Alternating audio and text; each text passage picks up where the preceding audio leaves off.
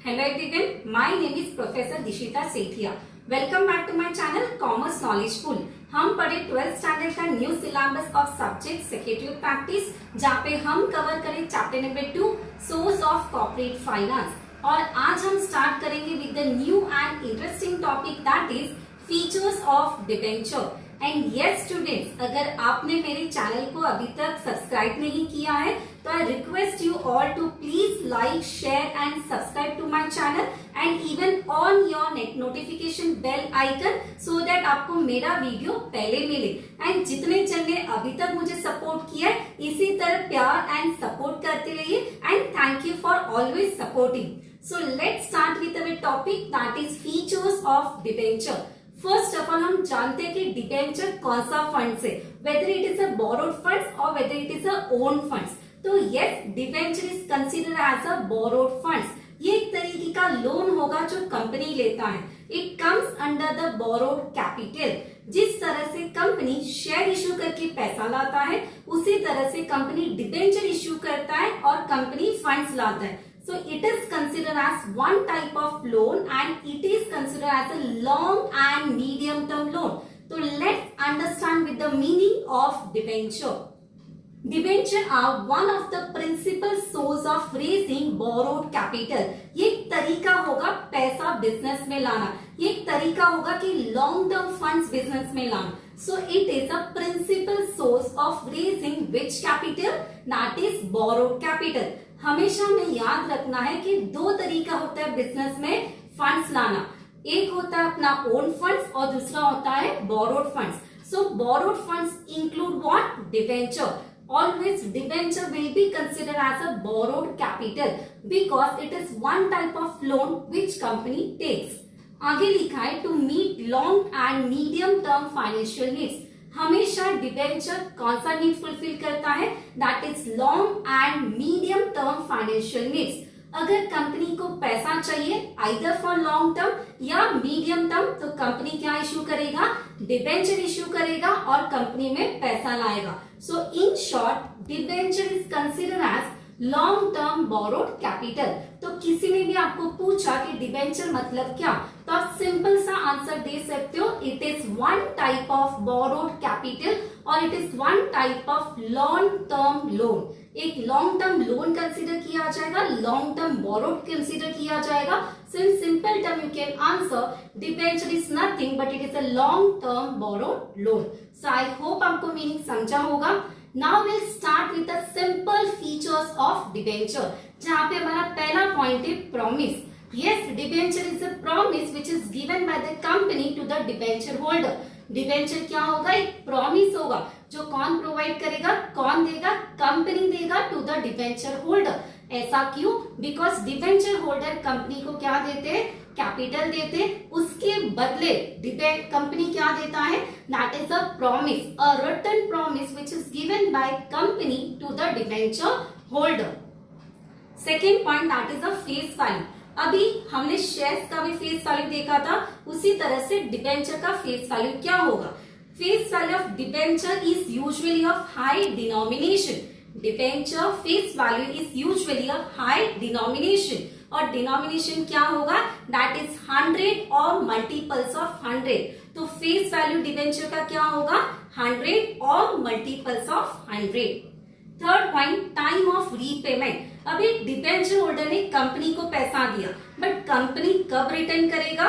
वो टाइम कहाँ पे मेंशन किया जाएगा? That is under the debenture certificate. जैसे हम शेयर खरीदते हैं तो हमें शेयर सर्टिफिकेट मिलता है, उसी तरह से जब हम डिबेंचर परचेस करते हैं तो हमें क्या मिलेगा? Debenture certificate. तो टाइम ऑफ रीपेमेंट कहाँ पे लिखा होगा? डिबेंचर सर्टिफिकेट पे। और यूजुअली आपका time period long time period होता है, बिकॉज डिबेंचर अगर कंपनी इश्यू करता है तो either for long term financial needs या मीडियम टर्म फाइनेंशियल नीड। तो यूजुअली 5 इयर्स के लिए डिबेंचर्स हो सकता है या मोर देन 5 इयर्स के लिए हो सकता है। So the time period of repayment is mention where in debenture certificate. Next one, priority for repayment. अभी जब कंपनी बंद होता है तब कंपनी को पैसा रिटर्न देना होता है। अभी हमारे पास बहुत सारे ऑप्शन है, हमें इक्विटी शेयर होल्डर को भी पैसा देना है, हमें प्रेफरेंस शेयर होल्डर को भी पैसा देना है, हमें डिबेंचर होल्डर को भी पैसा देना है। तो ये तीनों में से पहला प्रायोरिटी किसको दिया जाएगा, पहला पैसा हम किसको देंगे? तो your answer will be debenture holder. पहले हम डिबेंचर होल्डर का पैसा देंगे, उसके बाद बचा तो प्रेफरेंस शेयर्स के पास जाएगा और बचा तो इक्विटी शेयर होल्डर के पास जाएगा। So who has a right to get a first payment? Your answer will be debenture holders.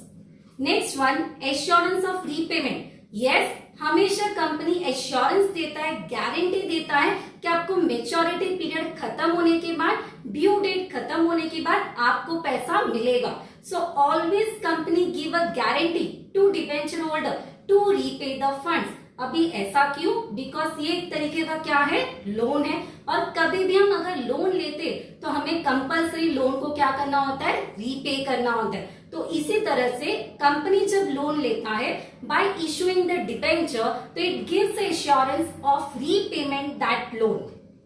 Next one, interest. अगर हम कोई बैंक से लोन लेते हैं तो हमें इंटरेस्ट पे करना होता है। उसी तरह से जब कंपनी लोन लेता है in the form of debenture, तो कंपनी भी डिबेंचर होल्डर को क्या देगा, इंटरेस्ट देगा। अभी इंटरेस्ट क्या होगा, फिक्स होगा, always interest rate is fix. अभी और एक पॉइंट, जब कंपनी प्रॉफिट अर्न नहीं करता तो भी कंपनी को क्या देना होगा, कंपलसरी इंटरेस्ट देना होगा टू द डिबेंचर होल्डर। कभी कभी प्रॉफिट कम होता है या कभी कभी प्रॉफिट नहीं होता है, तो भी हमें कंपलसरी क्या करना है, डिबेंचर होल्डर को फिक्स रेट ऑफ इंटरेस्ट देना है। तो आपको एक तरीका याद रखना है स्टूडेंट्स कि शेयर्स होगा तो हम डिविडेंड देते हैं और डिबेंचर होगा तो हमें क्या देना होगा, इंटरेस्ट देना होगा। And interest will be fix all the time. Company profit करे कि नहीं करे, आपको compulsory fix rate of interest debenture holders को देना होगा। Next point, that is parties to the debenture. There are total 3 parties to the debenture. That is first one, a company. Company मतलब entity. Company मतलब क्या होगा, entity. Company borrows the funds from whom? Debenture holder. Company क्या करता है, funds borrow करता है debenture holder से। Second point, that is trustee. अभी trustee का रोल कब आएगा, जब कोई भी कंपनी 500 से ज्यादा डिबेंचर इश्यू करता है तो कंपनी को कंपलसरी ट्रस्टी को अपॉइंट करना होता है, जिसको हम नाम देते हैं debenture trustee. Again I repeat for you, जब भी कोई कंपनी 500 से ज्यादा डिबेंचर इश्यू करता है तो कंपनी को किसको अपॉइंट करना होता है, डिबेंचर ट्रस्टी को अपॉइंट करना होता है। डिबेंचर ट्रस्टी एक पर्टिकुलर पर्सन होगा या पर्टिकुलर इंस्टीट्यूशन होगा जो गारंटी लेगा of repayment the funds to the debenture holder. For example, अगर कंपनी कभी डिबेंचर होल्डर को पैसा रिटर्न नहीं देता है, there is a company, there is a debenture holder and there is a debenture trustee. अगर कंपनी डिबेंचर होल्डर को funds नहीं देता है तो in that case who will give the funds, debenture trustee is going to give the funds to the debenture holder. तो जब भी company fail करता है रीपेमेंट के लिए तो डिबेंचर ट्रस्टी डिबेंचर होल्डर को पैसा देगा। So he is a person or he is an institution acting between a company and a debenture holder. अभी one more thing, debenture holder and debenture trustee ये एक particular person होंगे जिसके कारण यहाँ पे हम क्या कर पाएंगे, फंड्स को रीपे कर पाएंगे। बट यहाँ पे एग्रीमेंट किसके बीच में होगा, company and debenture trustee.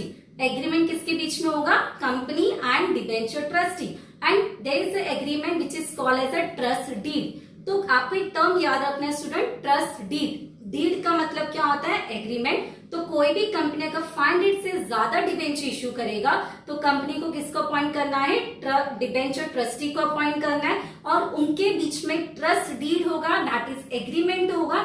And according to the agreement they will perform the rules and regulation. And कभी भी अगर कंपनी फेल होता है तो debenture trustee is going to clear all the payments of the debenture holders.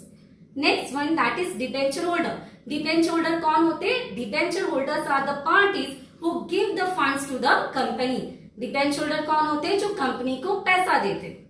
Next point, that is authority to issue debenture. Share issue करने के लिए किसके पास अथॉरिटी होता है स्टूडेंट्स, अगर आपको आंसर आता है तो do mention in the comment box. Share issue करने के लिए बोर्ड ऑफ डायरेक्टर के पास अथॉरिटी होता है। In similar way debenture issue करने के लिए किसके पास अथॉरिटी होगा? That is again a board of director.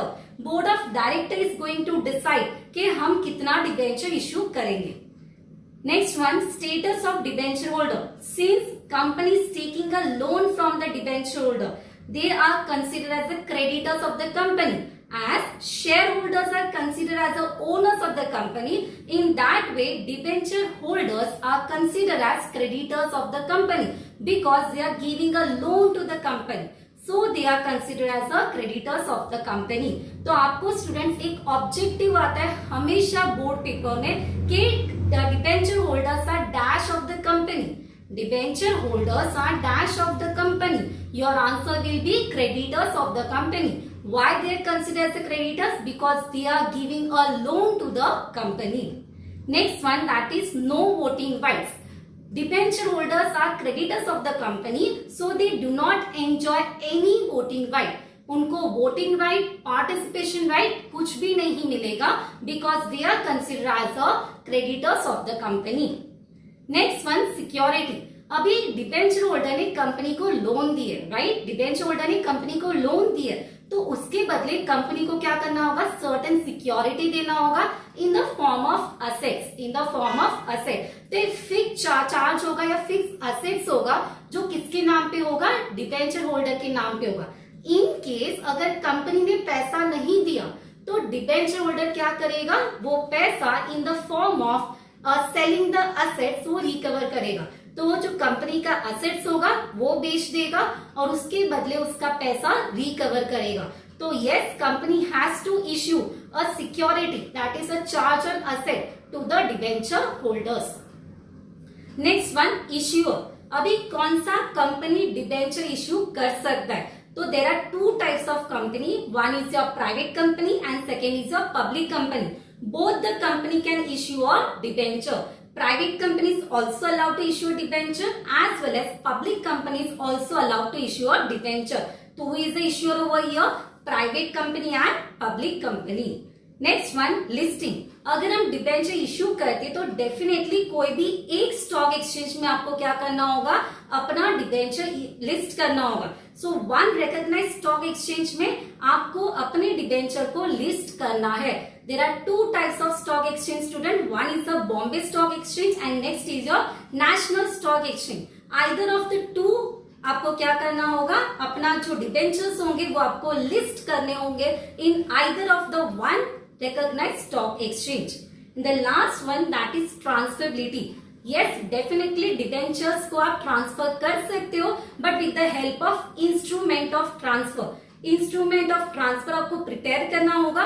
जो एक पर्टिकुलर एग्रीमेंट होगा उसके थ्रू हम क्या कर पाएंगे? डिबेंचर को ट्रांसफर कर पाएंगे. ओके, सो यहाँ पे हमने one of the important question learn किया स्टूडेंट्स. और आपका ये क्वेश्चन जो फीचर्स ऑफ डिबेंचर है वो आपके लास्ट 8 मार्क्स के क्वेश्चन में आता है.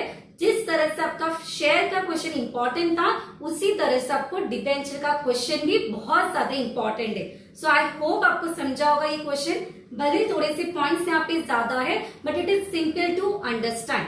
सो हमने कौन सा क्वेश्चन कंप्लीट किया students? We have done with the features of debenture which is one of the important question in your board exam. So try to understand.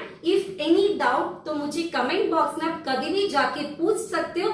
जितना इंटरैक्ट करोगे उतना ज्यादा बेटर समझ पाओगे. And yes students, thank you for supporting. Stay tune and इसी तरह प्यार and support देते रहिए.